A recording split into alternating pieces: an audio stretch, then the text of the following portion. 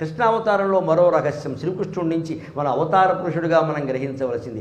ఏ బాధ్యత ఒప్పుకుంటే ఆ బాధ్యతని చాలా చిత్తశుద్ధిగా చేశాడు ఆయన. ఎక్కడా అహంకారానికి లోనవ్వలేదు. ధర్మరాజుకి చక్రవర్తికి సలహాలు ఇచ్చేటప్పుడు ఎంత ఉన్నతంగా ఉన్నాడో, అర్జునుడికి రథసారథ్యం వహించి గుర్రాలు కడిగేటప్పుడు కూడా అలాగే ఉన్నాడు ఆయన. కానీ ఎంత హీనాతిహీనంగా దీనాతిదీనంగా చేయాల్సిన పనినైనా ఎంత ప్రేమగా చేశాడో కృష్ణకర్ణామృతంలో లీలాశుకులు వర్ణిస్తాడు మహానుభావుడు. ఆయన సాయంత్రం అయిందిట, యుద్ధం అయిపోయింది, విరామంట. అర్జునుడు వెళ్ళిపోయాడు హాయిగా, రజకుడు కదా.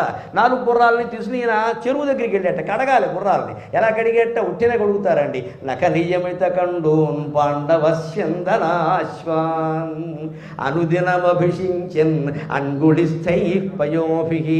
నకనియమిత కండూన్ పాండవస్యందనాశ్వాన్ అనుదినమభిషించన్ అంజలిస్థై పయోభి. అవతు వితతగాత్రగా తోత్ర నిశ్చ్యూతమౌళికి. అవతు వితతగాత్రగా తోత్ర నిశ్చ్యూతమౌళికి.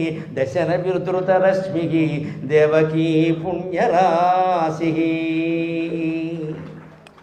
గుండె కరిగిపోయే శ్లోకం రాస్తారండి కృష్ణకర్ణామృతంలో. లీలాశుకుడు చింతామణి నాటకంలో బిల్వమంగళుడు తర్వాత ప్రవర్తన మార్చుకుని భక్తుడయ్యాడు. నఖనియమిత కండూన్.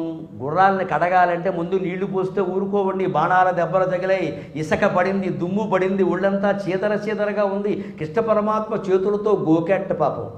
ఒప్పుకున్న పని ఖచ్చితంగా చేయాలి. అది బంట్రోతు పనా మహారాజు పనా మనకు అనవసరం. ఒప్పుకున్నాం కదా చేయాల్సిందే. అంతే. అది ఎంత తక్కువ పని అయినా సరే, ఎంత ఇబ్బంది అయినా సరే, చేతులకు ఎంత మట్టి అంటినా సరే, కల్మషం అంటినా సరే ఒప్పుకున్నాం చేయాల్సిందే. మన హోదాలన్నీ పక్కనెట్టేయాల్సిందే. అందుకు కృష్ణ పరమాత్మ ఆదర్శం. అదే భగవత్తత్వం, అదే కృష్ణతత్వం. అనుదినమభిషించన్ అంజలిస్థై పయోభి. పళ్ళతో పగ్గాలు పట్టుకున్నాడు, గోళ్లతో గోకుతున్నాడు, చెరువులో ఆయన దిగాడు, పంచె పైకి కట్టుకున్నాడు. అందుకని మళ్ళీ ఆ జారిపోకుండా ఏం చేసి పంచె పైకి కట్టుకున్నాడు, బిగించి కాశీకోక కట్టాడు. గట్టిగా నడుము దగ్గర బిగించాడు, కాశీకోక కట్టాడు. అప్పుడు దోషులతో నీళ్లు తీసుకుని చక్కగా చిన్నప్పుడు యశోదాదేవి ఆయన తొంగిళ్లలో పడుకోబెట్టుకుని బేసిన్లో నీళ్లు పోసుకుని దోషుడు నీళ్లు ఎలా పోసిందో అలాగే గుర్రాలను గడిగేటండి ఆయన.